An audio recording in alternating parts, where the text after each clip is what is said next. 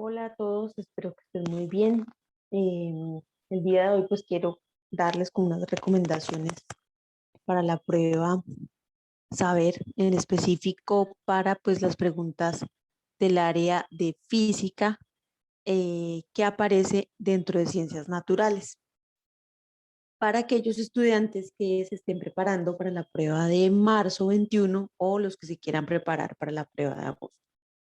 En esta guía de orientación que el ICFES nos da de este semestre, lo cual esta información es sacada de la página del ICFES, vamos a tener las sesiones, la distribución de cada una de las sesiones y la cantidad de preguntas que hay en las dos sesiones de la prueba. Recordemos que una sesión pues va a ser de las 7 de la mañana y la otra sesión pues va a ser después de la hora del almuerzo. Eso depende, los horarios varían porque depende del monitor que esté allí en, en el salón. Algunos pues salen antes, otros salen después. Vamos a tener una cantidad de 131 preguntas en la primera sesión, la cual va a demorar 4 horas y media. Y en la segunda sesión, 147 preguntas, también dura 4 horas y media. Eh, en esta sesión como tal, en la parte de física, pues esas preguntas van a ir dentro de ciencias naturales. Miremos que cada una de las sesiones tiene 29 preguntas para la parte de ciencia. Hay unos cuestionarios socioeconómicos que nos suman 24 preguntas, en la primera sesión son 11, en la segunda sesión son 13, pero en realidad esos cuestionarios socioeconómicos que se aplican no tienen, digamos, como la rigurosidad ni tienen puntuación. Entonces, en ese orden de ideas, si se hacen los cálculos, aproximadamente el tiempo que nos tenemos que estar demorando en cada una de las preguntas, pues va a ser aproximadamente 2 minutos en cada pregunta. ¿Cuáles son las recomendaciones? Pues leer muy bien la pregunta, tener en cuenta el tiempo, son 2 minutos, hacer cálculos. Es muy importante que si en algún momento, sobre todo en la parte de física y matemáticas, y bueno, física, matemáticas y química requieren hacer algún tipo de cálculo, pues lo realicen, porque pues esa va a ser una herramienta para poder como desglosar el problema. A veces lo dejamos como a me parece y en ese parece, pues en ese parecer es el que podemos estar allí incurriendo en un error. En cuanto a la parte de física, el ICFES pues va a preguntar lo siguiente, o sea, ya en esta guía de orientación que el ICFES nos da, podemos tener unos temas específicos, los cuales son los que hemos visto a lo largo del bachillerato.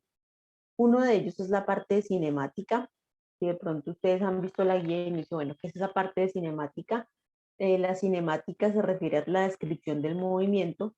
Allí vamos a encontrar velocidad, aceleración, posición, trayectoria, desplazamiento, todo lo que tiene que ver con el movimiento rectilíneo uniforme y movimiento uniformemente acelerado. Muy importante que en estas gráficas le den una repasada a la parte de las gráficas, análisis gráfico y pues sobre todo situaciones donde cómo son los vectores aceleración, los vectores velocidad. Esa parte es muy importante allí para que se repase. En la parte de dinámica, eh, es todo lo que tiene que ver con leyes de Newton, fuerzas, cómo se comportan las fuerzas en cierta situación, cómo se hacen los diagramas de cuerpo libre, cómo, por ejemplo, también se aplican las leyes de Newton, la parte de la inercia. Esa parte dinámica van a preguntar en la prueba a saber. Aquí tenemos una ventaja y es que ellos pues ya nos están dando los temas específicos, pues ya sabemos a qué apuntar para poder estudiar. La parte ondulatoria es una parte que tienen ellos, pues digamos, han ido incrementando el número de preguntas. En la parte de ondas, pues todo lo que tiene que ver con los fenómenos ondulatorios, que ustedes tengan muy claro qué es reflexión, refracción, interferencia, difracción, cuáles son, por ejemplo, qué es la frecuencia en una onda, qué es el periodo, qué es la amplitud, para qué nos sirve la longitud de onda. Y también pues la parte de clasificación de ondas, cómo se clasifican, em, cómo se caracterizan, dependiendo del medio, si tienen medio de propagación o no tienen medio, si son electromagnéticas o mecánicas. Entonces todo eso es muy importante porque ellos van a preguntar.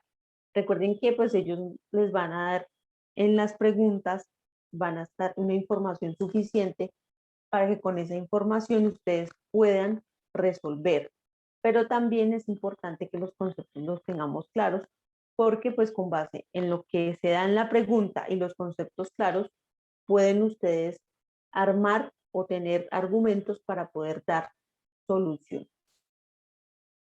La otra temática que abordan es la parte de energía, todo lo que tiene que ver con energía mecánica, térmica y conservación de la energía.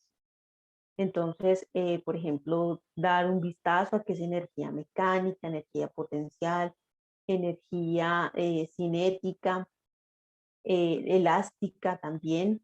Es muy importante que eso, pues, como que repasen en qué momento se presenta cada una de estas energías. La energía térmica, entonces todo lo que tiene que ver con temperatura y calor, leyes de los gases ideales, la parte, por ejemplo, de las gráficas de procesos isotérmicos, adiabáticos, isobáricos, isocóricos. Todos estos es importante que ustedes revisen cómo son el comportamiento de las gráficas y como cuál es cada una de las características, así como las leyes pues de la termodinámica. Y pues por supuesto también que tengan en cuenta la parte de conservación de la energía. Trabajo y energía van a ser importantes, que se tenga como la diferenciación en qué es trabajo y qué es energía, y cómo pueden a partir de esa relación resolver situaciones, problemas. La parte de campo gravitacional, también importante tener en cuenta que es un campo, a qué se le considera una fuerza gravitacional, por ejemplo, qué papel juega la distancia y las masas. Es súper importante que eso lo tengan pues como muy claro. Y por último, la parte de electromagnetismo. Cuando hablamos de electromagnetismo, pues hacemos referencia a todo lo que tiene que ver con cargas eléctricas, circuitos eléctricos y todo lo que tiene que ver también con campo eléctrico y la parte magnética, cómo la electricidad y el magnetismo se unen para, por ejemplo, producir señales o en qué momento puede transmitir, por ejemplo, datos. Entonces, generalmente en la parte de electromagnetismo, la parte de cargas es muy importante, cargas estáticas, que son las cargas, cómo se comportan, a qué pasa si está una carga positiva en presencia de otra positiva o negativa, ley de Coulomb, también aquí entran pues a jugar el papel los vectores, eh, que se sepa dónde va cada una de las fuerzas, cuando están varias cargas dispuestas, por ejemplo, cuál va a ser como ese vector resultante, importante que se tenga en cuenta. También tener en cuenta cuáles son los aislantes, cuáles son los conductores en esta parte del electromagnetismo y por supuesto tener presente la ley de Ohm, voltaje, corriente, resistencia, en qué se mide cada una y qué pasa con una disposición de circuitos en serie o una disposición en paralelo, como cuáles son sus características principales. En la parte magnética, pues también tener en consideración cuáles son como las propiedades del magnetismo y luego sí, como cuál es la relación entre magnetismo y electricidad. ¿A qué se hace referencia, por ejemplo, cuando la corriente pasa y entonces decimos que se genera un campo electromagnético o un campo magnético? Bueno, esa es la parte, pues ya sabemos los temas, el ICFES ya nos da los temas, pero ellos adicionalmente aquí les estoy poniendo los enlaces, que esta información es tomada de allí, tienen unos cuadernillos, que son los cuadernillos de ciencias naturales, obviamente están de todas las áreas en que ellos van a preguntar y las preguntas van a ser de este tipo. Este es un ejemplo tomado del cuadernillo del Saber 11 de la página del ICFES Ciencias Naturales, en donde se muestra que tenemos un enunciado. En ese enunciado tenemos que, con base en la información que nos dan, escoger cuál de las gráficas se ajusta mejor a la información dada. Siempre hay que tener en cuenta, si ustedes tienen a la mano allí, pues como con el lápiz, ir remarcando como las cosas importantes. Hay palabras importantes que van a ser para nosotros claves para poder responder, como por ejemplo aquí nos dicen, bueno, dice Juan calienta una gran cantidad de agua en una olla. Al retirarla del fuego, la temperatura del agua se mide con un termómetro y este indica 100 grados Celsius. Juan mide la temperatura del ambiente y obtiene 20 grados Celsius. La ley de enfriamiento de Newton establece que cuando mayor es la diferencia de temperatura entre un objeto y el ambiente, mayor es el flujo de calor y por lo tanto es más rápido. Se enfría el objeto. Entonces, esa palabra rápido me tiene a mí que indicar que yo tengo que mirar en el tiempo que sea lo más corto. Que cuando yo esté analizando, así yo no me sepa la ley de enfriamiento de Newton, en ese momento no recuerde, pero yo tengo que buscar es algo que me señale que existe mayor rapidez. Entonces, por ejemplo, esa palabra va a ser clave para la solución de este ejercicio. Y pues ya con base en el contexto, lo cual nos dicen es que la ley establece que tiene que ser la mayor diferencia en el tiempo más pequeño, pues entonces, ¿cuál de estas 4 gráficas está estableciendo esa mayor diferencia de temperatura? Y obviamente que me muestre que es en el menor tiempo posible. Entonces, si nosotros hacemos un análisis de las gráficas, miren que aquí hay una diferencia, pero pues va a ser un tiempo relativo. No tenemos números, pero pues podemos ver que es un lapso de tiempo amplio. Acá pues no es tan amplio, pero vamos a ver si tenemos otro más corto. Y en efecto, miren, aquí hay un lapso muy corto de tiempo en el que inmediatamente pasa la temperatura de 0 a 20 grados. Y en este es un lapso mucho más grande, ¿sí? Ahora, ¿cómo nos están haciendo referencia a la ley de enfriamiento de Newton? Si uno es conocedor de la ley, se va a encontrar que esto es una ecuación de tipo exponencial. Entonces, que el decrecimiento de la temperatura se va a hacer con una curva y con una función exponencial. Pero si yo no lo recuerdo, pues simplemente con esta palabra puedo tomar esta información para poder dar solución a esta posible pregunta. Entonces, ¿cuáles son las claves aquí que ustedes tienen que seguir? Primero, leer muy bien el enunciado. Si es posible, apliquen el método del subrayado, subrayen muy sutilmente con el lápiz como esas datos claves que ustedes pueden llegar a utilizar para poder responder. Recuerden que tienen 2 minutos, esos 2 minutos tienen que leer toda la pregunta. Leer la pregunta es que usted lea desde donde dice Juan y analicen o sea, vayan mirando cada una de las gráficas, por ejemplo, y si es posible, haga un primer descarte y dentro de ese tiempo vuelva a hacer una segunda lectura, si el tiempo se lo permite, que con seguridad el tiempo lo va a permitir porque la prueba está diseñada para que en esos 2 minutos usted pueda responder.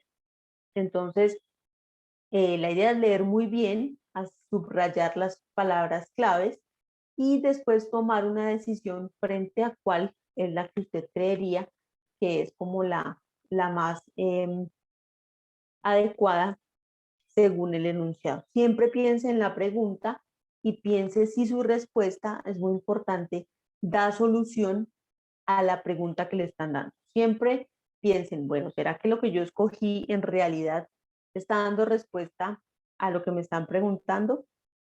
Y con base en eso, pues entonces usted podrá tener, como dadas estas herramientas, puede tener un mejor desempeño en la prueba.